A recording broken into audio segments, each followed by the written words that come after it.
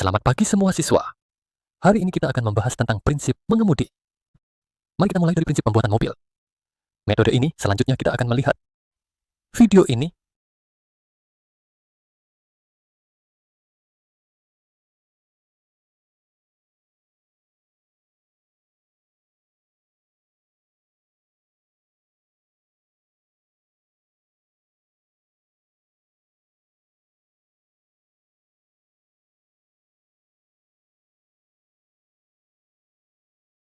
seiring kemajuan teknologi, kinerja mobil semakin baik. Cara mengemudi juga seharusnya mengikuti perkembangan desain mobil. Halo semua, saya Chang Wei-Wan. Saya sangat senang bisa berdiskusi dengan Anda tentang cara menggunakan rem secara aman. Setelah ini, Anda akan tahu, kunci keselamatan bukan terletak pada akselerasi mesin, tetapi pada waktu dan cara Anda menghentikan kendaraan. Pertama-tama, mari kita sambut asisten host, MR Carl. Halo semua, saya Carl. Carl adalah saya adalah Carl. Baik MR, Carter mau tidak menjelaskan pada semua orang, apa itu rem yang terbaik? Rem itu sederhana, lihat saja. Cukup ulurkan kaki dan injak dengan kuat saja. Kamu lihat, apakah aku sangat hebat? Menginjak rem mendadak tidak berarti Anda tahu cara menggunakan rem. Ingin tahu apa itu rem sejati? Mari kita mulai.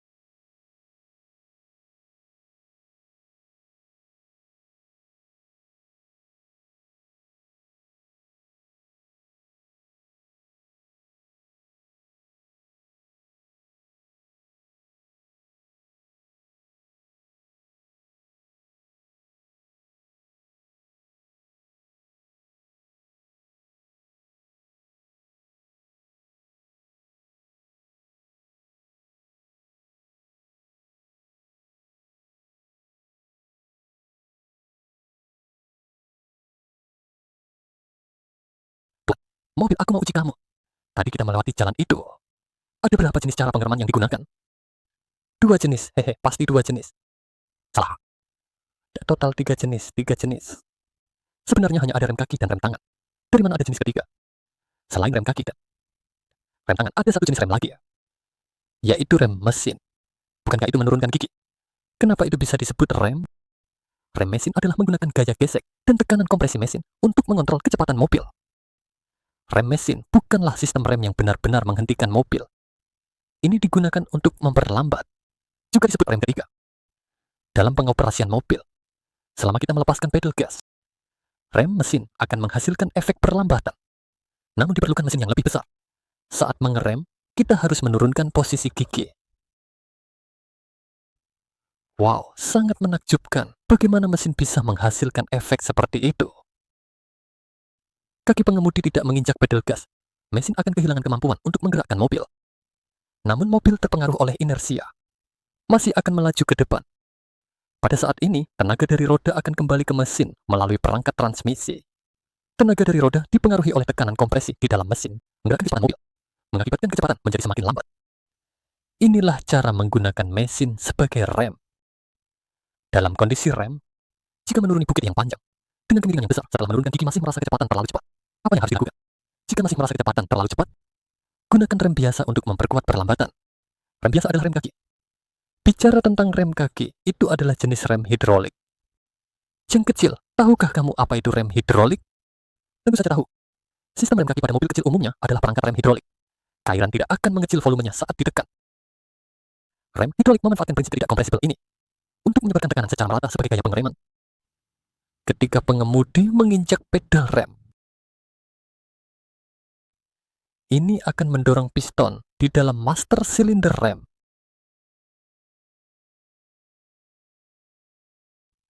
Mendorong cairan dalam sistem rem. Pada saat ini, tekanan dalam sistem akan segera mengalir ke rem di 4 roda. Memicu sistem rem kendaraan untuk melakukan pengereman. Mencapai efek pengereman.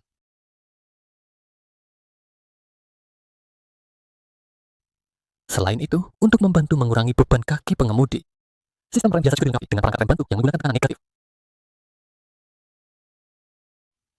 disebut rem vakum. Terletak di antara pedal rem dan master silinder rem. Menggunakan daya isap vakum di mesin untuk menggerakkan piston di dalam silinder. Ketika pengemudi menginjak pedal rem, valve pada saluran akan secara bersamaan diaktifkan. Dan tekanan negatif yang tersimpan di dalam kotak vakum akan membantu pengemudi dalam mengoperasikan rem. Jadi, selama pengemudi hanya menginjak rem sedikit, mencapai efek rem yang baik. Perlu diperhatikan selama mesin dimatikan, rem vakum akan kehilangan fungsinya. Hanya tersisa gaya pengereman hidrolik. Oleh karena itu, untuk mendapatkan daya pengereman yang sama, Anda harus menginjak pedal rem dengan lebih kuat. Jangan sampai salah paham ini sebagai kegagalan rem. Tak disangka kau cukup mengerti. Ya. Boleh saya tes, rem kaki adalah rem hidrolik. Lalu bagaimana dengan rem tangan? Ingin menguji saya? Tidak semudah itu. Cukup tarik tuas rem tangan ke belakang. Maka tuas akan bergerak. Mengunci roda dengan kuat.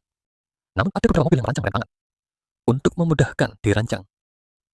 Jadi rem tangan bisa disebut handbrake atau parking brake. Menjadi rem kaki. Untuk menghemat tenaga desain, menjadi yang bisa diinjak dengan kaki. Namun sebenarnya prinsip dan efek keduanya sama saja. Parkir ditanjakan. Semua orang harus menarik rem tangan. Dengan cara ini dapat mencegah mobil meluncur ke bawah. Misalnya pada mobil transmisi manual. Saat mobil diparkir ditanjakan, jika kepala mobil menghadap ke arah turun, harus memindahkan gigi ke gigi netral. Jika kepala mobil menghadap ke arah naik, harus mengubah posisi gear gede. Sedangkan untuk mobil otomatis disarankan untuk berada di P. Tidak hanya ditanjakan. Saat hendak memarkir mobil, ketika mobil tidak bergerak, juga harus ingat untuk menarik rem tangan dengan kuat. Langkah aman untuk parkir adalah setelah mobil berhenti, ganti ke posisi N. Setelah itu, tarik rem tangan. Lepaskan gigi, lalu lepas pedal rem. Rem, matikan mesin. Dengan cara ini, dapat memastikan sistem transmisi otomatis tidak akan mengalami kerusakan.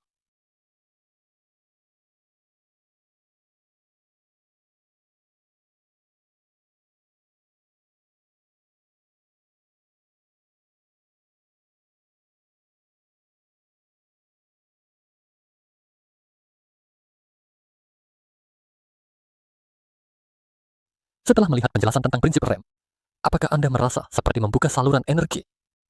Ya, memang demikian, tapi agak melelahkan. Xiaojia, mari kita jalan-jalan. Berendam di pemandian air panas, istirahat sejenak. Bagaimana pendapatmu?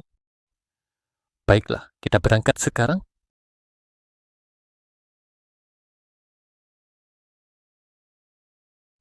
Untuk menjaga keadaan rem terbaik saat berkendara, minyak rem adalah kunci utamanya. Sebelum berkendara, harus memeriksa apakah minyak rem mencapai standar. Jika tidak cukup, harus ditambahkan. Dan hindari menambahkan melebihi batas yang ditentukan.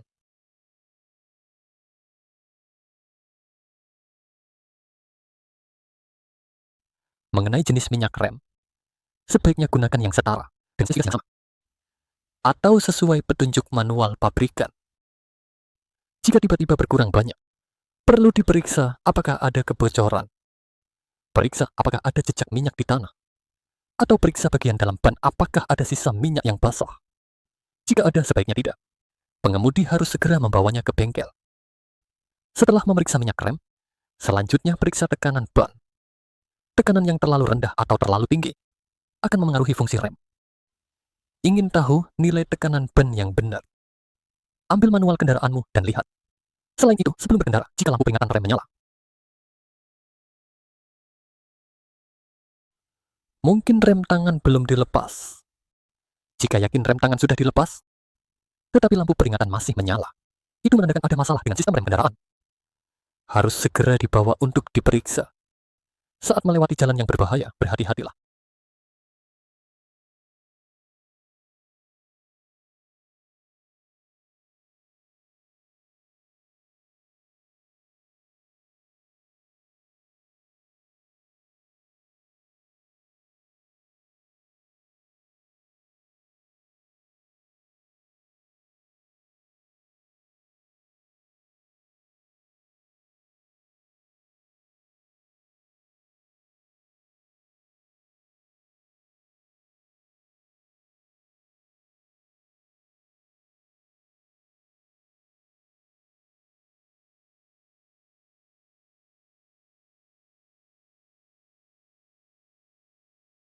Jika kecepatan mobil terlalu cepat, saat menghadapi darurat akan sangat mudah kehilangan kendali. Oleh karena itu, sebelum mobil memasuki tikungan, pastikan untuk memperlambat kecepatan dengan baik untuk mencegah bahaya ketika mengemudi di jalan basah atau permukaan licin. Daya cengkeram ban menjadi lemah jika kecepatan terlalu tinggi, mudah menyebabkan ban slip jika kendaraan melalui area genangan air yang cukup dalam atau terendam air. Efisiensi rem akan menurun. Disarankan untuk mengurangi kecepatan secara perlahan dan perpanjang jarak dengan kendaraan di depan demi keselamatan. Sekarang ini adalah jalan menurun. Sepertinya kecepatan mobil mulai semakin cepat. Segera injak rem perlambat tidak cukup. Jika tidak cukup, injak lagi. Para penonton, teman-teman. Itu tidak benar. Ketika mobil melewati jalan menurun panjang, secara terus-menerus menginjak rem, dapat menyebabkan suhu rem dalam sistem rem terlalu tinggi, menyebabkan minyak rem menguap, menyebabkan adanya reaksi kunci udara dalam saluran minyak. Setelah terjadi penguapan, gas tersebut tertekan dan mengkompres tekanan, fungsi tekanan minyak menurun. Dalam kasus yang parah, dapat sepenuhnya hilang. Saat itu, fungsi rem akan menurun atau gagal. Cara yang benar untuk mengemudi di turunan panjang adalah menggunakan rem mesin untuk kontrol. Jika menggunakan mobil manual, gunakan gigi yang lebih rendah secara bertahap. Sementara untuk mobil transmisi otomatis, turunkan ke gigi 2 atau lebih rendah. Dan pada saat yang sama, gunakan rem kaki.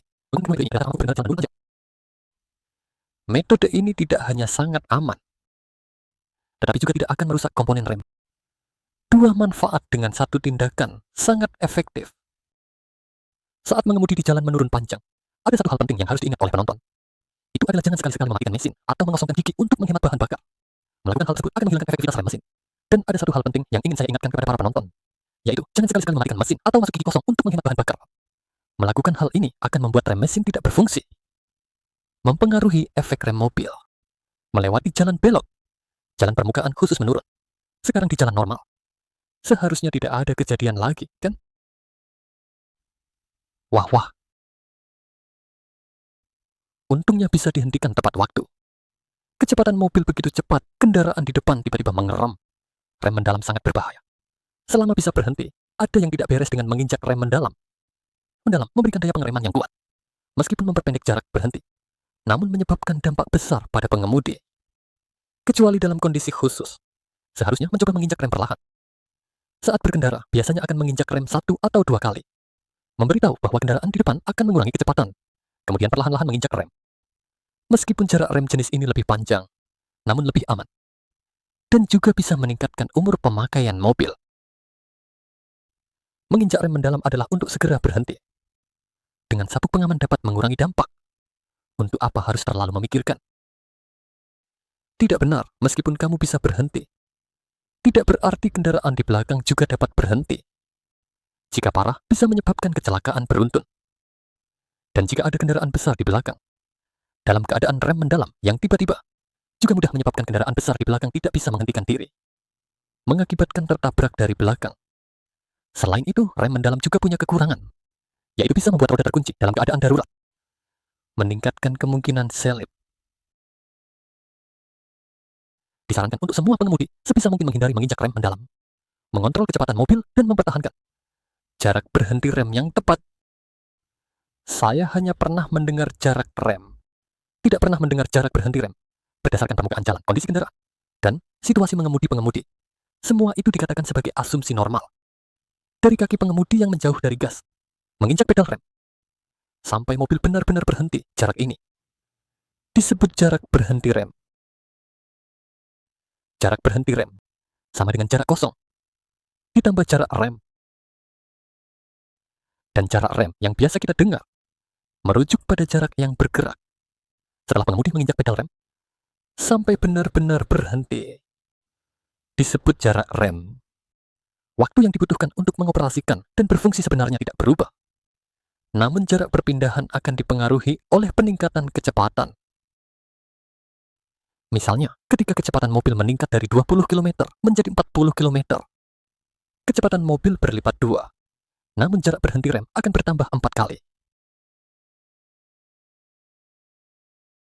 Mengenai jarak kosong, kaki pengemudi yang rileks, gas konsisten dan rem. Menginjak pedal rem. Rem belum berfungsi. Jarak yang dihasilkan dalam waktu ini. Mobil bergerak. Disebut waktu kosong. Semakin cepat kecepatan mobil, semakin jarak waktu kosong menjadi semakin panjang. Saya mengerti, ternyata rem tidak hanya melihat jarak rem, juga perlu mempertimbangkan jarak waktu kosong. Jadi berapa banyak jarak berhenti yang harus saya pertahankan? Bisakah saya berhenti mobil dengan cepat? Kecepatan adalah kunci utama yang mempengaruhi. Untuk mendapatkan jarak berhenti rem yang aman, pertama, jangan mengemudikan kecepatan tinggi. Kedua, patuhi peraturan batas kecepatan. Ketiga, jaga jarak aman dengan kendaraan di depan. Cara menghitung jarak aman adalah, yaitu kecepatan dibagi dua. Misalnya, jika mobil melaju 80 km dibagi dua, maka jarak yang aman adalah 40 meter. Sebenarnya tidak perlu ribet seperti itu. Tutu bilang, aku sudah dilengkapi ABS. Kinerjanya kuat dalam pengereman. Tetapi tidak salah lagi, banyak pengemudi yang memiliki mobil dengan ABS. Dan memiliki anggapan yang keliru tentang ABS yang dapat mengurangi jarak pengereman. Ini adalah pemahaman yang salah, mobil tanpa ABS saat rem mendadak. Pengemudi biasanya akan menginjak rem dengan keras. Namun justru sebaliknya, menyebabkan roda terkunci. Slip. Justru membuat mobil kehilangan kendali. ABS adalah perangkat yang mengontrol rem roda menggunakan komputer. Tujuan utama perangkat ini bukan untuk memperpendek jarak rem darurat, melainkan untuk mencegah roda mobil terkunci, menjaga kontrol arah mobil. Itulah tujuan sebenarnya. Oleh karena itu, bahkan di jalan licin, ABS dapat mencegah roda tergelincir. Perlu diperhatikan bahwa saat menggunakan ABS, pedal rem bila ditekan penuh akan mengalami pantulan. Pada saat itu, jangan pernah terkejut dan melepaskannya. Harus terus tekanan kuat agar efektif. Sistem pengereman ABS tidak berarti kekuatan rem lebih kuat. Juga bukan untuk mengatakan jarak pengereman lebih pendek. Lain kali, jangan pernah bilang, ABS-mu kuat dan bertenaga. Masih lebih bijaksana untuk menjaga jarak aman.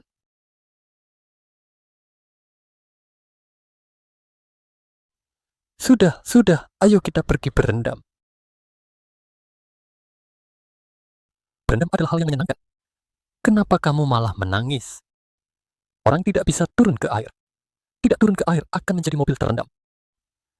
Iya, kenapa saya bisa lupa hal ini? Karena kamu tidak bisa berendam. Jadi saya pergi sendiri aja ya. Wow. Sungguh nyaman sekali. Sayang sekali Tuan Carl tidak bisa ikut berendam. Tapi selama perjalanan ini, apa yang dia pelajari tentang posisi rem yang aman? Bisa dibilang cukup membawa pulang pelajaran. Tidak perlu melakukan perjalanan ini.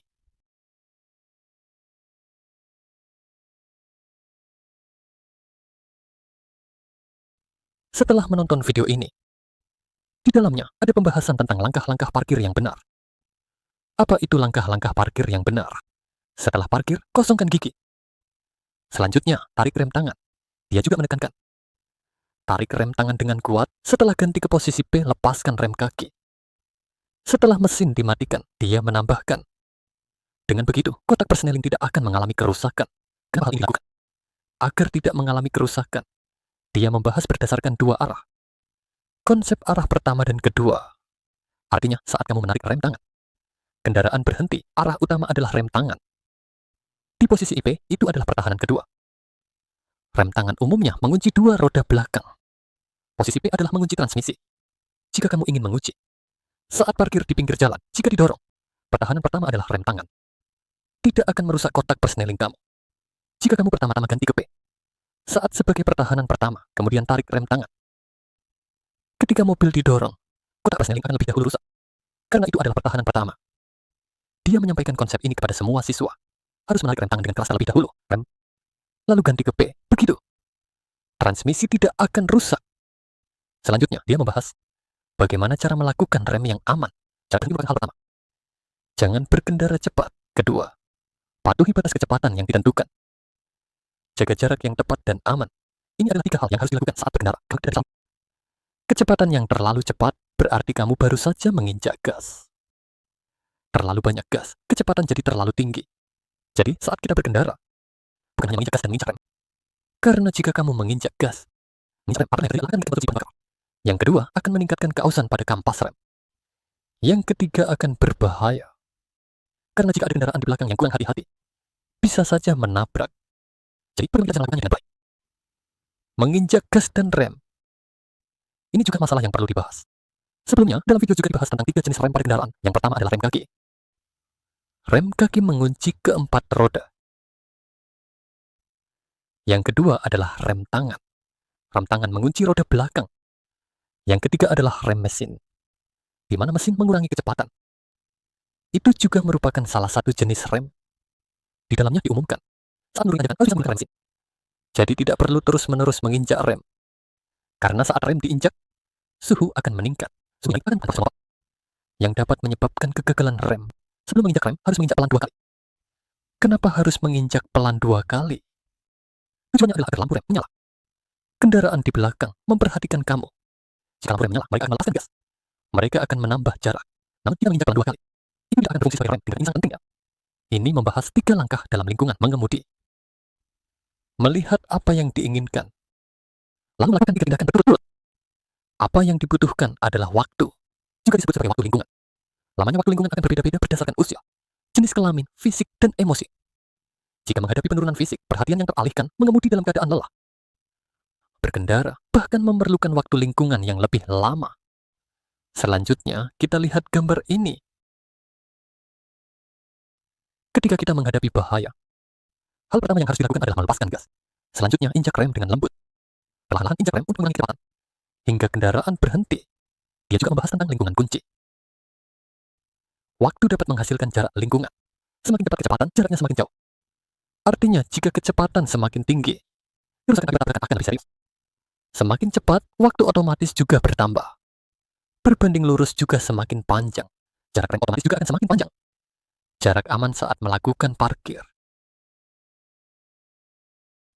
Dia membahas jarak rem. Dia membicarakan tentang jarak rem, sama dengan jarak reaksi ditambah jarak otomatis. Semakin cepat kecepatan berkendara, jarak rem akan semakin panjang.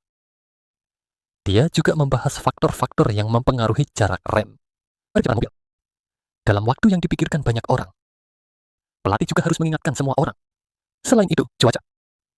Hari hujan dan hari cerah itu berbeda, karena faktor iklim juga berpengaruh. Tadi, video tersebut juga membahas tentang yang disebut vakum rem booster. Rem booster vakum adalah ketika mesin dinyalakan, akan ada efek vakum. Dia menggunakan bagian vakum untuk melakukan seperti satu tindakan, yaitu menekan pedal rem. Jadi, seperti yang dia bicarakan di video tadi, jangan mematikan mesin. Jika mesin dimatikan, maka tidak ada efek rem booster vakum. Dengan adanya vakum booster, ketika kita menekan rem, rasanya akan lebih ringan. Karena ada efek vakum. Vakum ada daya hisap. Jadi, saat kita menekan rem menjadi lebih ringan. Jika mesin dimatikan, tidak ada gunaan vakum. Menekan rem akan lebih keras. Ini juga yang dibahas di video tadi. Selanjutnya, kita lihat gambar ini. Gambar di atas menghubungkan kendaraan. Setelah ia mengerem mendadak, ban di kedua sisi akan bercampur gesekan dan menghasilkan panas tinggi sehingga ban terbakar. Gambar di bawah ini. Di kiri dan kanan, sisi kanan terkunci. Jadi sisi kanan terbakar. Apakah kamu melihat bekas bakar panjang di bawah ini?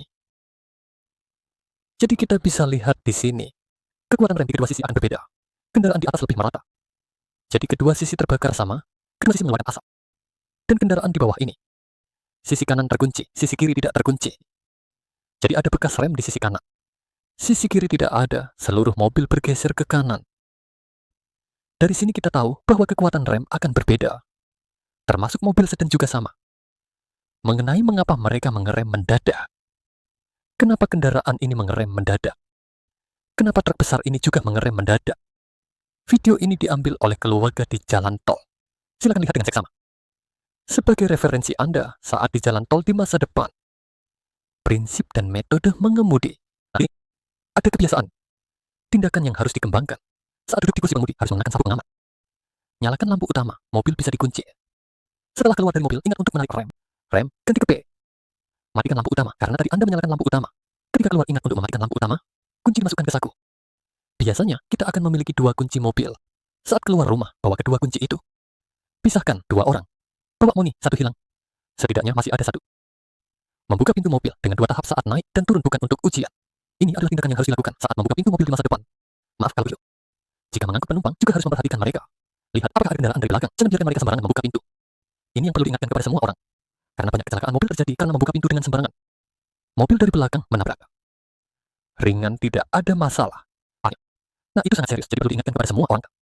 Harus selalu memperhatikan kendaraan dari belakang. Arah, mengenali dan mengoperasikannya. Teman-teman, jika masih ingat, di kelas pelatihan, hal pertama yang harus dipelajari adalah memegang kemudi. Bagaimana cara memegang kemudi? Pernah ada siswa di kelas pertama. Benar berlatih.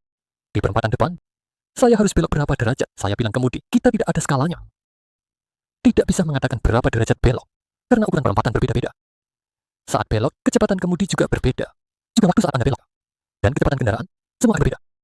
Jadi, bukan masalah mengangkat kaki. Ini adalah masalah kebiasaan. Namun Anda harus ingat dengan baik. Anda harus memegang kemudi dengan ringan, jadi lebih mudah dikendalikan. Karena pemula datang ke kelas pelatihan, mereka akan merasa takut, jadi saat membelok, gerakannya kaku. Jadi kita perlu berlatih. Berlatih perlahan, seperti melakukan tai chi. Berlatih perlahan. Jadi, tidak perlu terlalu khawatir. Selanjutnya, kita akan memahami cara mengatur dan menggunakan kemudi. Video ini direkam oleh pelatih. Pelatih mengambil gambar kaca spion, mengambil gambar ban, menggunakan 5 kamera untuk merekam. Mari kita dengarkan apa yang dibicarakan di dalamnya. Baiklah, para siswa, halo semuanya. Kita akan memperkenalkan belok kiri. Belok kanan, jadi bagaimana cara membelok? Secara umum, kita memegang kemudi di posisi jam 3 dan 9. Saat membelok, tangan ini didorong ke atas. Ditarik ke bawah, didorong ke atas, ditarik ke bawah. Begitu kan? Sudah lewat, baik kembalikan ke posisi semula. Sama, didorong ke atas, ditarik ke bawah. Didorong ke atas, begini jadinya. Membelok kanan juga sama.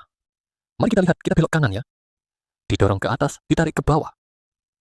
Didorong ke atas, ditarik ke bawah. Begitulah cara membelok. Baik, kembalikan ke posisi semula. Baik, kembalikan. Lalu berapa banyak putaran? Mari kita lihat berapa banyak putaran untuk belok kiri sampai habis. Dan belok kanan sampai habis. Kita mulai belok kanan dahulu. Baik, ini setengah putaran. Baik, ini 1 putaran. Lihat, ini 1 putaran. Betul kan? Masih berputar, masih sekitar setengah putaran. Ini berarti 1,5 putaran. Ketika belok kiri dan kanan, biasanya 1,5 putaran, kembali ke posisi semula. Juga sama, kembali ke posisi semula 1,5 putaran. Lihat, kita belok kiri lagi. Belok kiri juga sama, kita lihat berapa putaran belok kiri. Kita mulai berbelok dari sini. 1 putaran penuh. Setengah putaran tidak bisa masuk. Belok sampai habis, harus kembalikan sedikit ya. Catat baik-baik. Oh baik, kita kembali ke posisi semula. Baik, pandangan ke belakang kita. Jadi dia belok kiri dan kanan. Masing-masing 1,5 putaran. Jika tidak melebihi, maka biasanya pengemudi tidak berbelok sebanyak itu. Misalnya, ketika kita berbelok, melakukan penyesuaian. Saat berbeda jalur sedikitnya saya. Begitu saja. Tangan jangan dilepas kalau ada tangan yang sudah yai. Jangan dilepas, begini sudah cukup. Tidak mundur. Jika kamu merasa sudutnya tidak cukup, apalagi berbelok lagi. Baik, kembali ke posisi semula juga sama. Baik, kembali ke posisi semula. Begitulah. Jika tidak melebihi setengah putaran, begini saja sudah cukup. Untuk jalan umum, kembalikan ke posisi semula. Kembalikan ke posisi semula. Kembalikan ke posisi semula, tidak perlu silang tangan. Pengemudi pemula biasanya akan membelok seperti ini. Tidak berarti tidak bisa membelok. Bisa, hanya saja lingkungannya tidak secepat itu. Misalnya kalau mau belok kiri, betul kan? Dengan cara ini lebih cepat. Tadi kamu gunakan sambungan. Jadi tidak bisa secepat itu. Ini sangat cepat. Lihat ya, sama, betul. Kecepatan lambat bisa belok seperti ini, kecepatan tinggi. Tidak bisa belok seperti ini dengan kecepatan tinggi. Tidak mungkin bisa belok seperti itu dengan kecepatan tinggi. Jika belok seperti ini, bisa terbalik. Baik, kita kembali ke posisi semula. Baik, kita lakukan manuver U-turn. Sama ya. Saat berbelok, kedua tangan saling silang. Lihat, tidak ada, saatnya berbelok datang. Baik, kembali ke posisi semula, sama. Baik, kembali ke posisi semula, mari kita berlatih. Bagaimana cara berbelok? Misalnya di jalan. Jalan besar, kita belok ke sini. Misalnya, ini adalah persimpangan jalan besar. Sebentar, kita harus belok kanan dulu. Oke, kita nyalakan lampu sein kanan. Perhatikan saat membelok. Jangan perlambat kecepatan ya. Sekian panjangnya, jangan lepaskan tangan. Jangan lepaskan tangan, kembali ke posisi. Apakah kamu lihat? Hanya belok dan kembali ke posisi. Sama halnya, kita belok kiri, arahkan setir. Baik, lampu sein. Gimana? Apakah sudah berhasil berbelok?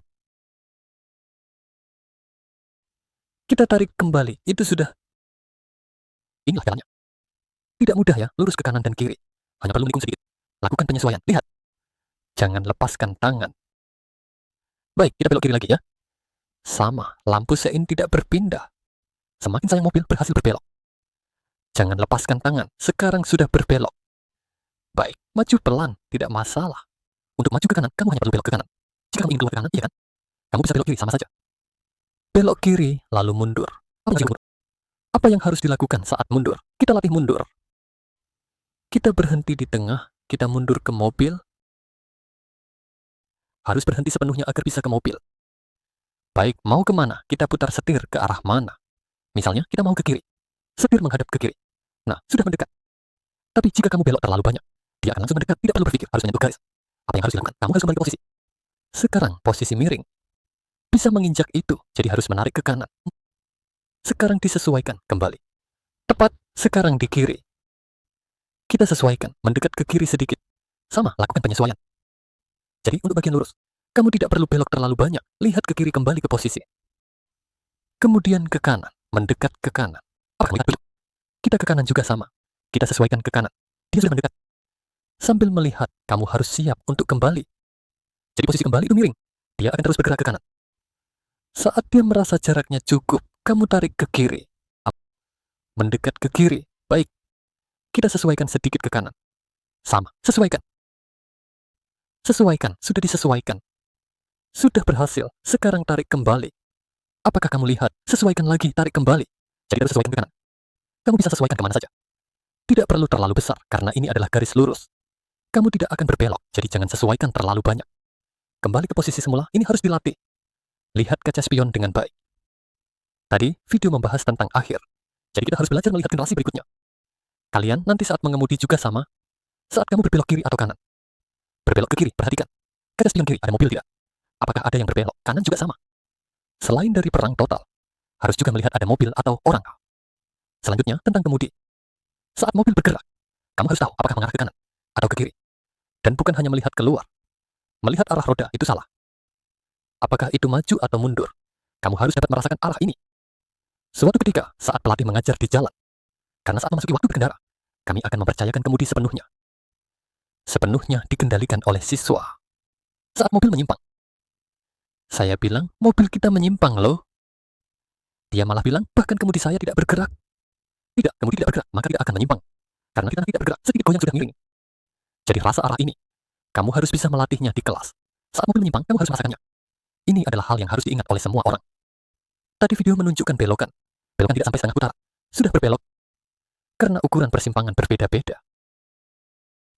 Selanjutnya, mari kita lihat demonstrasi pengendalian kemudi oleh instruktur ini. Mari saya jelaskan, ada dua cara untuk mengendalikan. Seperti ini, dorong dan sambungkan. Ini disebut pengendalian.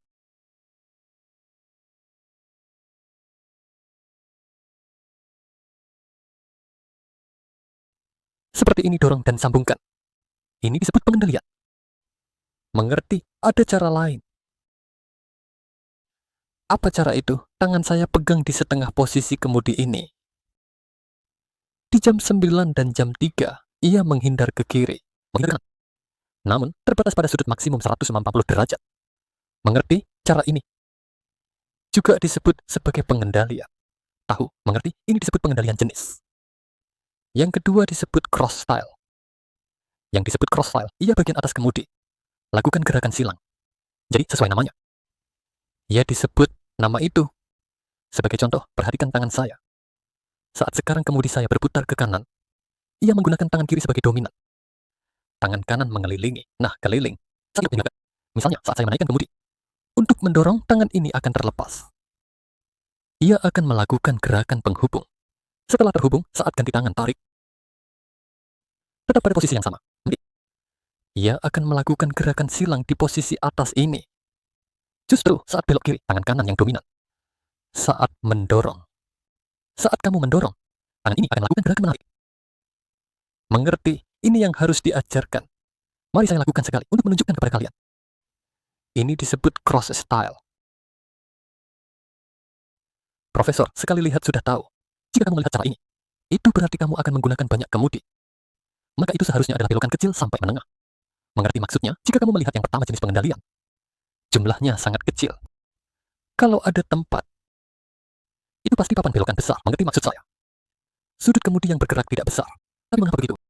Karena saat berkendara cepat, kamu sempatnya bergerak sudut. Bergerak jauh bisa. Itu akan kehilangan kendali, mengerti? Seperti saat kecepatan, sangat cepat kamu merasa gerak sedikit. Gerakan mendadak berefek besar. Seperti kalian pernah bermain go-kart. Kemudi publik adalah 1:1. Kamu sedikit gerakan kemudi, rodanya juga akan sedikit berputar.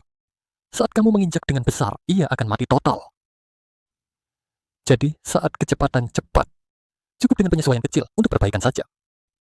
Jadi ruang pengiriman ini cocok untuk tikungan besar. Saat berkendara dengan kecepatan tinggi atau dalam situasi darurat perubahan mendadak. Misalnya, jika tiba-tiba mobil di depan menjatuhkan sesuatu ke bawah. Jika kamu melepaskan kontrol seperti itu, pasti akan kehilangan kendali. Kamu hanya perlu membelok dan menarik kembali, maka akan benar. Ini bisa menghindari kehilangan kendali kendaraan dan juga memiliki stabilitas yang lebih baik. Mengerti? Jadi tipe silang cocok untuk tikungan menengah. Mengerti? Yang ketiga disebut inner hook. Apa itu inner hook? Mirip dengan tipe silang. Yaitu, umumnya, setelah mobil jadi jika kamu saat mengemudi. Pada awalnya tidak ada hook. Pokoknya kita anggap saja. Dia akan menggunakan cara inner hook itu untuk menggantungkan arah kendaraanmu. Kenapa ada cara inner hook? Karena cara ini paling efisien. Mengerti maksudku? Sekarang kalian lihat. Itu semua hook, kamu bisa memutarnya dengan satu tangan. Apa kamu perlu menggunakan inner hook untuk mengoperasikan? Mengemudi tidak bisa menggunakan inner hook. Mobil besar yang akan menggunakan inner hook. Tahu kenapa? Lihatlah mode setirnya. Besar dan kecil adalah datar. Mengerti maksudku? Mobil besar ya, itu memiliki setir datar dan proporsional. Karena kecepatan tidak bisa cepat. Jadi dalam hal ini, itu sangat menghemat tenaga. Banyak, tapi tidak bisa cepat, mengerti? Bus sekolah. Itu tidak menggunakan cara inner hook untuk mengemudi. Jadi tergantung bagaimana kamu gunakan. Jika berkendara dengan cara inner hook, apakah seseorang itu bisa mengemudi dengan baik? Nilainya tidak cukup. Kenapa? Perhatikan mobil-mobil di sini. Sekarang mobil-mobil sudah aman. Misal, ada banyak saklar jika kamu kurang mengait dan beroperasi secara keliru. Jika terjadi kecelakaan, tanganmu di sini tolong tanyakan. Seharusnya tidak patah. Jika kamu meletakkannya di situ pasti akan patah. Jika kamu angkat, bisa melukai tanganmu. Di Dongwei ya. Jadi, saat ini, cara mobil sedang tidak perlu menggunakan inner hook. Dia hanya menggunakan metode silang dan pengiriman. Itu sudah cukup. Mengerti? Jadi saya sarankan kalian, jangan menggunakan cara inner hook untuk mengemudi, kecuali itu adalah kendaraan besar. Kapan bisa menggunakan inner hook? Misalnya, saat kamu mengubah arah di tempat, kamu bisa sedikit menggunakan inner hook. Tapi saat berkendara, jangan menggunakan cara inner hook untuk mengoperasikan. Yang terakhir adalah kebiasaan. Dan keluar bola pangsit, Kak Jin Siang sudah hampir sampai. Keluar bola pangsit. Seperti sangat hebat. Hook sangat ringan, karena mobil hook sangat ringan, jadi jarang berbelok. Kamu memakai ini dengan satu tangan. Pastikan di mana dan jangan kehilangan kendali. Jika kamu kehilangan kendali, tidak akan bisa ditarik kembali. Mengerti maksudku? Kamu pikir satu tangan lebih cepat atau barang lebih cepat? Terus berjalan lebih cepat karena kecepatanmu lambat. Saat kamu memutar setir, kamu bisa menyesuaikan dengan baik. Tapi saat kecepatan naik, ketika kamu lihat dengan satu tangan, lebih sulit untuk membelok. Apakah kamu mengerti? Jadi lagi, menggunakan satu tangan untuk mengontrol setir. Jadi, umumnya saat kita mengemudi, bisa tidak kita meletakkan tangan di posisi ini? Kita akan berubah posisi seiring perubahan kecepatan. Posisi tanganku akan berubah. Misalnya, ketika cara ini sudah diketahui. Baik, saat kita mengemudi normal, ya di posisi ini. Nah, jika hari ini, saat aku mengemudi pelan, akan sangat pelan. Apa kondisi mobilnya? Macet atau buruk? Nah, kamu lihat. Hari ini kamu bisa melihat lebih jauh, pandanganmu lebih baik. Hari ini, kamu melihat seorang wanita mengemudikan mobilnya. Seperti ini.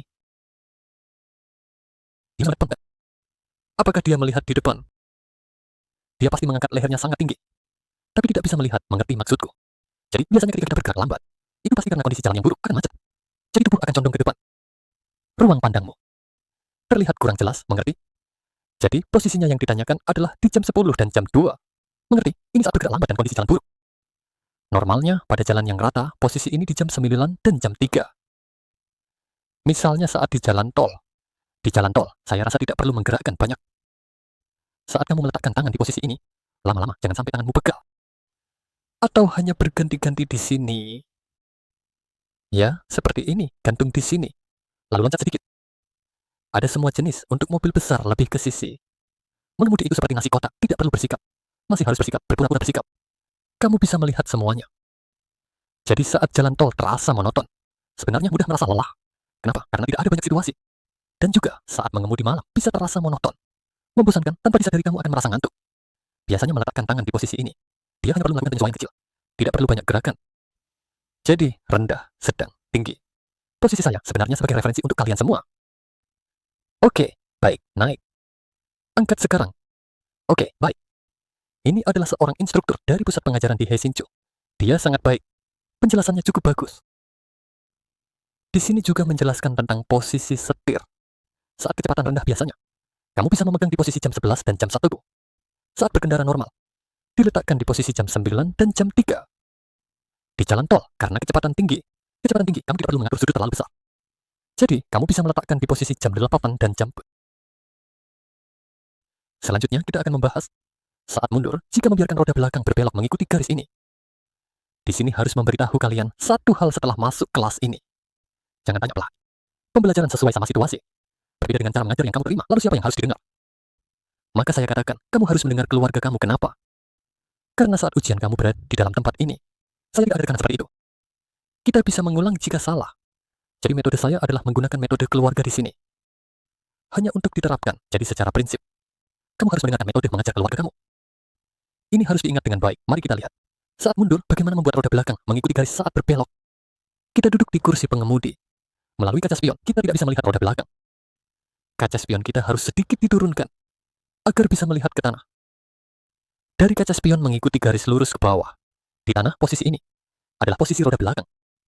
Juga ada di depan pegangan pintu. Posisi ini adalah posisi roda belakang. Kita harus mengetahui posisi roda belakang di mana. Area dengan titik merah ini. Mari kita lihat gambar ini. Kita lihat kaca spion dulu. Titik segitiga kuning adalah titik belokan. Roda belakang belum mencapai titik belokan. Pada saat ini tidak boleh berbelok. Saat kamu memutar setir pada momen ini, bodinya akan condong ke sana dan tidak bisa masuk. Di gambar bawah ini, roda belakang sudah sampai pada titik lulus. Saat ini baru mulai memutar setir. Apakah pasti bisa masuk? Tentu. Kenapa? Karena kecepatan memutar setir dan kecepatan mundur mobil. Semua akan mempengaruhi sudutnya. Jadi kamu perlu menyesuaikan. Kita lihat dari kaca spion. Posisi titik C Haskins sudah sampai ke titik belokan. Tapi jika kita lihat dari luar, di sini adalah titik A. Titik ammeter masih ada langkah besar untuk belok. Mengapa bisa begitu? Karena kaca belakang tidak jelas. Dari kaca belakang terlihat sudah tiba, tapi sebenarnya belum sampai. Artinya, kita harus memutar lebih awal. Selanjutnya kita lihat. Roda belakang sudah sampai titik B. Posisi ini sudah sampai ke titik belokan. Pada saat ini, roda depan akan berbelok. Sudah berputar berapa putaran? Putar hingga habis. Waktu roda belakang bergerak dari titik A ke B. Setir sedang berputar. Bodinya juga mundur perlahan. Selanjutnya, lihat bagian bodi kita. Jaga agar bodi tidak menyentuh garis putih. Pada saat ini, kita pastikan bodi tidak menyentuh garis putih ini. Jika terlalu sempit, sedikit sesuaikan. Kalau terlalu lebar, bagaimana? Kalau terlalu lebar, maju saja. Tapi ketika maju, arah harus dibalik. Tadi belok kanan, jadi ketika maju, arah kemudi harus kembali kiri, sebentar ke kiri. Setelah ke kiri, parkirkan kembali. Dengan cara ini akan lebih mudah untuk parkir. Selanjutnya, gerakan ini adalah yang harus kamu pelajari sebelum parkir paralel. Perlahan kembalikan kemudi ke posisi normal. Setelah normal, tepat paralel, di rumah kamu harus berlatih parkir. Kamu harus bisa gerakan ini, karena nanti saat kamu ke pabrik di Denmark, atau ke tempat istirahat di jalan tol, area layanan selama ada parkir mundur, gerakan parkir seperti ini adalah untuk memarkir secara paralel. Perlahan kembalikan kemudi ke posisi normal. Setelah normal, tepat paralel. Kamu mengikuti kelas lagi untuk melatihnya. Nanti kamu akan terbiasa saat berkendara di luar. Ini sangat penting. Ini yang harus diingat. Selanjutnya adalah masuk jalur. Soal kapan belok. Sama persis dengan cara yang diajarkan pelatihmu. Belok kanan, perhatikan kanan. Belok kiri, perhatikan kiri. Selanjutnya, kita lihat video ini. Pertama, kita lihat posisi kaca spion. Sekitar di sini. Lihat tidak, ada kamera di sini. Oke, sudah mulai belok. Apakah mulai belok? Oke, sampai sini belok. Selesai, kemudinya sudah diputar. Perhatikan bodi mobil, jangan sampai mengenai garis putih. Oke, sekarang harus paralel. Oke, bersiap untuk mengembalikan. Oh, oke, mulai kembalikan. Setelah normal, jadi paralel. Gerakan mengembalikan ini juga harus disesuaikan dengan kecepatan mobilmu. Selain itu, harus disesuaikan dengan sudutnya. Oke, parkirkan dengan baik, lalu maju sedikit.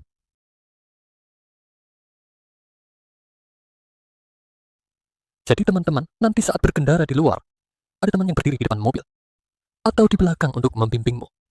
Saat itu sangat berbahaya. Jangan sekali-kali berdiri di depan atau belakang kendaraan. Selanjutnya, mari kita lihat hubungan putar dan kecepatan. Para penonton, pagi ini terjadi kecelakaan lalu lintas serius. Truk tidak segera mengurangi kecepatan sebelum belok. Karena kecepatannya terlalu tinggi saat belok, gaya sentrifugal tidak cukup, sehingga terbalik. Dari penyebab kecelakaan tersebut, kita menemukan bahwa baik mobil kecil maupun mobil besar, dalam pengendalian saat belok, sebelum masuk tikungan harus cukup mengurangi kecepatan untuk mengurangi gaya sentrifugal, agar bisa belok dengan lancar. Di bagian 33, kami telah menjelaskan tentang putaran mobil dan gaya yang bekerja. Gaya sentrifugal berbanding lurus dengan kuadrat kecepatan. Artinya, semakin cepat kecepatannya, gaya sentrifugal semakin besar. Dan meningkat dengan kuadrat. Ini mirip dengan mesin cuci yang sering kita gunakan. Fungsi pengeringannya menggunakan prinsip gaya sentrifugal. Semakin cepat mesin berputar, semakin cepat putarannya. Sehingga air dari pakaian akan terlempar lebih menyeluruh. Prinsip ini juga bisa diterapkan saat mobil belok. Jika kecepatannya lebih tinggi, gaya sentrifugal yang dihasilkan semakin besar. Risiko mobil terlempar keluar jalur dan menyebabkan kecelakaan seperti terbalik atau melanggar jalur semakin tinggi. Keburu cepat menyesal seumur hidup. Kontrol kecepatan saat berkendara pasti merupakan bagian yang sangat penting dalam mengemudi yang aman. Selanjutnya, kita asumsikan mobil belok di jalan kering dengan kecepatan aman antara 15 hingga 40 km/jam. Diperlukan radius belok minimal 50 meter. Namun ketika kecepatan melebihi 40 km/jam, peningkatan radius belok yang diperlukan juga relatif lebih besar. Jadi kecepatan yang terlalu tinggi mudah menyebabkan gaya sentrifugal tidak cukup. Gaya sentrifugal terlalu besar. Dan menyimpang dari jalur yang seharusnya, yang menyebabkan kecelakaan. Jika tikungan, permukaan jalan licin atau ada kerikil, koefisien gesekan jalan rendah, maka kecepatan harus diturunkan lebih lanjut. Kereta yang membawa banyak barang saat belok memerlukan gaya sentrifugal yang lebih besar. Oleh karena itu, saat mengangkut barang berat, kecepatan belok harus lebih lambat. Kita tahu bahwa berat tubuh mobil ditambah titik berat terberat di dalam mobil adalah pusat gravitasinya. Sebelumnya kita telah membahas, ketika pusat gravitasi mobil terlalu tinggi, kestabilannya akan semakin buruk, sehingga mudah terbalik. Dan salah satu situasi berbahaya yang sering terjadi adalah beban di dalam kendaraan tidak terikat dengan kuat saat berbelok. Beban tersebut karena pengaruh inersia bergeser keluar, membuat pengendalian menjadi lebih sulit. Mobil lebih mudah meluncur atau terbalik. Sementara itu, ini juga menyoroti bahwa kendaraan besar lebih perlu memperhatikan kecepatan. Oleh karena itu, saat ada tikungan di depan, kita seharusnya melepaskan pedal gas, agar kecepatan mobil secara perlahan menurun. Kemudian berdasarkan kecepatan saat itu, memanfaatkan pedal rem dengan tepat untuk mengontrol kecepatan. Saat yang sama, memutar kemudi, mengendalikan jalur perjalanan mobil, untuk berhasil menyelesaikan belokan. Yang perlu diperhatikan adalah, jangan menginjak rem dengan keras setelah memasuki tikungan. Karena di dalam tikungan, jalur pergerakan roda sangat mudah berubah. Jika terlalu menginjak rem, jalur mobil sangat mudah menyimpang, dan akan dengan mudah menyebabkan kecelakaan. Video ini membahas hubungan antara belokan dan kecepatan. Semakin cepat laju kendaraan, akan semakin besar gaya sentrifugal yang dihasilkan. Jika pusat gravitasi lebih tinggi, maka mobil akan mudah terbalik, ada bagian kosong di tengah. Instruktur memposting kecelakaan ini. Akar dari kecelakaan ini adalah demikian. Truk pengangkut tanah berkecepatan tinggi dan terbalik, sehingga menutupi seluruh kendaraan kecil di samping. Hasilnya, pengemudi ini meninggal tanpa sebab yang jelas. Saat berbelok, selain memperhatikan kecepatan, juga perlu memperhatikan dinamika kendaraan. Selanjutnya, mari kita lihat. Video ini mengajarkan situasi yang dihadapi saat mengemudi di kendaraan besar. Kita mulai, mata perlu melihat bundaran. Tidak salah, mata perlu melihat bundaran. Kita harus merespons dengan tindakan. Kita akan melihat sambil menjelaskan apa yang kita lakukan. Peserta didik melihat ada sebuah kendaraan trailer melalui tengah dua jalur untuk mencapai hasil. Apa yang dia lakukan? Kamu lihat dia menarik kemudi ke kanan untuk menghindar. Sekarang duduk di samping. Tangan kita menjulur ke depan menghalangi kemudi. Tidak perlu menarik seperti itu. Mengapa? Kamu tidak memperhatikan apakah ada mobil di belakang. Tinggal melihat mobil di depan menyeberang garis tanda. Dan menarik ke kanan. Bagaimana jika ada mobil? Bagaimana jika ada sepeda motor? Apa yang harus dilakukan? Ayo kita gerakkan sedikit. Perhatikan ya. Kamu lihat tepat ada mobil. Apa garis ini? Jalur cepat dan lambat adalah garis batas. Dua garis kuning ada jalur menyalip dua arah yang tidak bergerak. Bisakah mobil menyalip dari kanan? Tentu saja tidak, karena ini adalah jalur lambat. Dia menyalip dari jalur lambat. Jika kita mengarahkan kemudi seperti ini, kita akan ditabrak. Akibat dari tabrakan tersebut tidak bisa diprediksi. Mobil terpasir di seberang menyeberang garis kuning dan tidak melaju. Kita lihat hingga saat ini tidak ada, kan? Kita tidak memberitahu semua orang soal ini.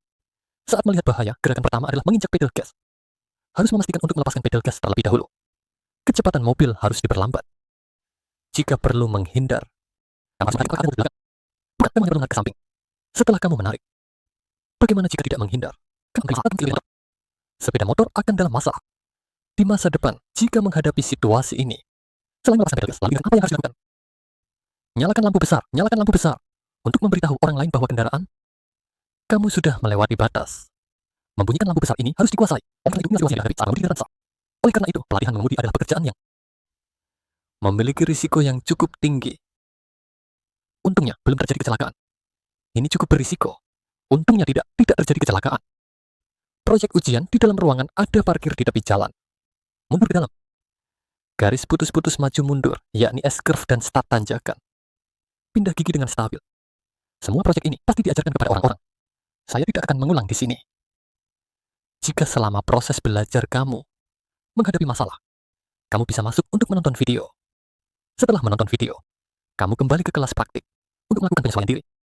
Ketika tidak bisa menyesuaikan, tanyakan kepada pelatih. Jadi, video ini sangat membantu untuk semua siswa. Karena setiap keluarga punya cara mengajar yang sedikit berbeda. Harus sesuai dengan cara yang diajarkan keluarga kamu. Di sini saya hanya menyediakan agar kalian tahu keseluruhan bentuk gerakannya. Mari kita lihat aplikasi mundur ke dalam secara nyata. Hal pertama yang kita lihat adalah situasi yang menarik. Kendaraan kita harus berada sekitar 1 langkah dari mobil di sebelah, tidak boleh terlalu sempit. Jika terlalu sempit, kami bisa masuk. Begitu tidak. Kendaraan kita harus tinggai antara mobil merah dan biru. Mari kita lihat cermin belakang kanan. Ban belakang kita kira-kira berada di posisi ini, di depan pegangan pintu ini. Ketika posisi ban belakang kita hampir sejajar dengan mobil merah, kita harus mulai memutar setir. Mari kita lihat. Dan mulai memutar. Setelah itu, prinsip pertama adalah mobil tidak boleh menyentuh mobil merah. Jika kamu menyadari semakin sempit, terlalu sempit, koreksi sedikit, kemudian tarik kembali. Baik, di sini kita berhenti sejenak. Jarak ini harus dilihat dengan jelas. Jika di sini terlalu lebar, bagaimana? Jika terlalu lebar, sisi kiri akan terlalu sempit. Jika situasi seperti ini, kita maju sedikit. Jika maju, setir akan diputar ke kiri, karena kita sebelumnya memutar ke kanan. Jadi, jika kamu perlu menyesuaikan sudut, kamu harus memutar ke kiri, kemudian mundur lagi. Baru bisa masuk. Jika terlalu sempit, tidak ada masalah itu. Jika terlalu sempit, koreksi sedikit saja. Tarik masuk sudah cukup. Selanjutnya, kita akan melanjutkan. Lihat sama di kedua sisi, saat ini harus melihat. Kedua sisi harus sejajar. Lihat kedua sisi harus melihat sejajar. Baik, jika sejajar kembalikan ke posisi yang benar. Sebelum sejajar, kembalikan papan garis merah ke posisi yang benar. Jika sudah benar, masuklah. Apakah kamu melihatnya? Jika kedua sisi memiliki lebar yang berbeda, maju sedikit, kemudian sesuaikan lagi. Sudah oke, ini tidak ada garis di jalan. Baik, sekarang belok ke kiri. Perhatikan sisi kiri kendaraan, jangan menyentuh mobil orang lain. Juga bisa dilihat dari cermin belakang. Jika sejajar, kembali ke posisi yang benar. Ini adalah sudut pandang lain. Ini adalah yang sebelumnya diambil oleh pengajar dengan 360 derajat. Juga sama, mari kita lihat cermin belakang. Cermin belakang kanan, kita bisa mundur perlahan. Selama kendaraan kita tidak menyentuh mobil orang lain. Jangan agak orang, sedikit saja diperbaiki. Roda belakang di posisi ini. Roda belakang. Setelah berbelok, di sini tidak ada masalah. Berlihat, di sini tidak akan mengenai sisi kanan. Tidak akan mengenai, lihat ke kiri. Harus melihat sejajar. Saat ini kita harus memperhatikan. Jika garis bisa sejajar, kembalikan ke posisi yang benar. Lihat garis di tanah. Sebelumnya di bagian depan tidak ada garis yang terlihat. Sekarang ada garis yang bisa kamu lihat. Harus mengikuti garis utama. Baik, sudah. Jika sebelumnya terlalu banyak berbicara di kiri, cukup maju sedikit, lalu ulangi lagi. Begitu juga saat belok kanan. Perhatikan bagian kanan agar tidak menyentuh mobil orang lain.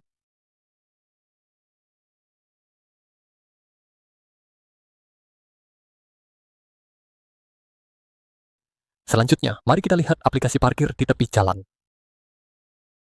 Lebar parkir di tepi jalan tidak perlu terlalu lebar. Sebelumnya, kita harus lebih lebar saat mundur ke dalam. Untuk parkir di tepi jalan tidak perlu terlalu lebar. Sekitar satu langkah kecil sudah cukup.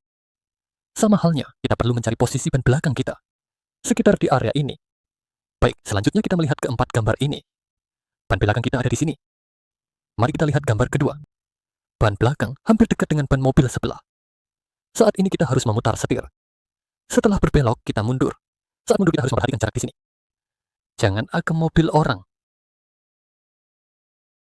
Apakah kamu memperhatikannya? Gambar kedua dan gambar ketiga berbeda. Pada gambar ketiga, tidak terlihat lagi mobil merah di belakang. Pada saat ini, kita harus melihat kaca spion kiri. Di kaca spion kiri, kita harus melihat lampu besar kanan mobil merah di belakang. Saat hampir melihat lampu besar kanannya, kita harus kembali lurus. Baik, selanjutnya kita lihat ke bawah. Selanjutnya kita harus melihat ke roda belakang. Saat kita berlatih mobil di lapangan pelatihan, roda belakang hampir saat ini berbelok kiri sebelumnya. Apakah kalian pernah memikirkan sebuah masalah? Ketika kamu mengemudi di luar, parkir di pinggir jalan? Jika parkir di pinggir jalan selama bertahun-tahun tanpa garis ini, kamu harus melihat kemana? Ya kan? Kamu harus melihat kemana? Tidak perlu terlalu khawatir, kita melihat ke depan mobil kita. Bagian depan kanan mobil kita, melewati bagian belakang mobilnya. Kita belok. Sebenarnya sama saja. Di lain waktu, saat parkir di pinggir jalan, kita harus perhatikan pada bagian depan mobil. Bagian depan kanan mobil, melewati bagian belakang mobil di depan.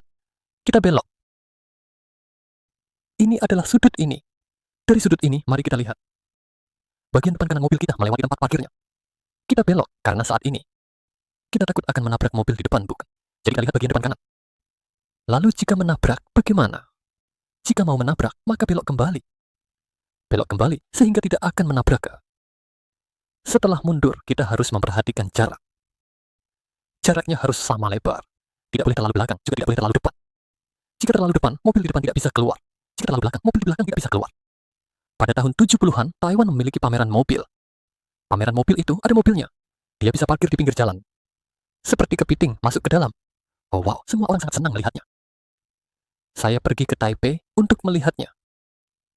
Melihat bagaimana sebenarnya. Setelah melihat, baru tahu. Yang menggunakan sistem hidrolik. Yang menghimpun tenaga hidrolik untuk 4 roda, ada 4 kolom hidro yang mengangkatnya. Mengira di atasnya ditambahkan ban, jadi bisa masuk. Saya bertanya satu hal pada dia. Saya tanya pada, sistem ini beratnya berapa? Sistem itu hampir 50 kg. Jadi, bisa dibilang untuk parkir di pinggir jalan. Di mobil ada mesin seberat 50 kg. Di sana sistem hidrolik pasti ada kebocoran. Jadi teman-teman, sekarang tidak ada kesempatan untuk melihatnya. Selanjutnya, saat keluar dari parkir pinggir jalan, harus mundur terlebih dahulu. Selanjutnya, nyalakan lampu arah. Mobil perlahan maju. Jangan sampai menabrak bagian belakang mobil di depan. Mari kita lihat video. Video ini diajarkan untuk orang. Kita sudah membahas sebelumnya. Ayo kita perbesar. Baik, hal pertama, kita harus memperhatikan kaca spion kanan. Karena kita akan berbelok ke kanan. Begitu juga. Tidak peduli kapan kamu berbelok, kamu harus belok lebih awal. Tidak masalah, yang penting jangan sampai menabrak mobil di samping. Hampir menutupi mobil di belakang. Siap, lihat kaca spion kiri. Ketika hampir melihat lampu besar di kanan, harus siap untuk kembali lurus. Ini adalah kembali lurus, kalian lihat. Kembali lurus berikutnya. Jangan melihat garis di tanah. Lihat bagian depan mobil kita. Bagian depan mobil kita. Melewati bagian belakang mobilnya, kita belok. Jangan terlalu cepat belok. Jika terlalu cepat, mobil akan di luar. Baik, belok masuk. Bagian depan kita melewati tempat parkir mereka, kita belok. Karena kita lihat di sini. Juga harus diperhatikan apakah akan ke mobil orang. Jika kamu belok terlalu cepat, itu bisa. Jika menabrak mobil orang. Baik, sekarang parkir. Jika ada tempat parkir, mobil harus diparkir di dalam tempat parkir. Ini yang perlu diperhatikan. Baik, selanjutnya kita lihat dari sudut lain. Apakah sudut ini dengan kaca spion? Tertutup, siap untuk kembali lurus. Oh, baik, kembali lurus. Selanjutnya, jangan pedulikan garis di tanah. Lihat bagian depan mobil kita. Bagian depan mobil kita melewati tempat parkirnya. Kita belok kanan. Mari kita keluar satu pertanyaan di sini. Oke, kita harus belok di sini kan? Jika kita belok setelah ini, hampir menabrak mobil di depan. Apa yang harus kita lakukan? Jangan belok jika hampir menabrak. Balik ke kanan, geser sedikit mundur. Belok lagi. Karena kadang-kadang kamu menghadapi situasi ini. Jika kamu yakin, kamu harus sedikit memperbaiki. Baik, di saat ini, harus hati-hati jangan sampai menabrak mobil orang. Dengan begitu bisa masuk dengan lancar. Ini adalah sudut pandang yang lain. Sama, lihat tidak? Baik, apakah sekarang sudah lurus? Baik, lalu belok kiri, betul? Mobil depan hampir kena, cepat lewat. ekor mobil sudah belok masuk. Baik, selanjutnya harus atur posisi depan belakang. Harus disesuaikan, jadi bagaimana menyesuaikannya? Turunkan dan lihat, turunkan dan lihat. Ini adalah satu-satunya cara.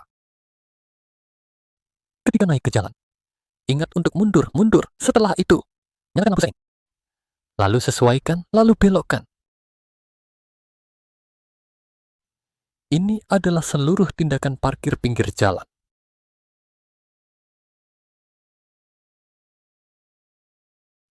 Kamu lihat beberapa kali, maka kamu akan belajar. Seperti bernyanyi. Ayo kita nyanyikan satu lagu lagi. Kita dengarkan beberapa kali, kan? Dengar beberapa kali, latih beberapa kali. Maka kamu akan bisa bernyanyi.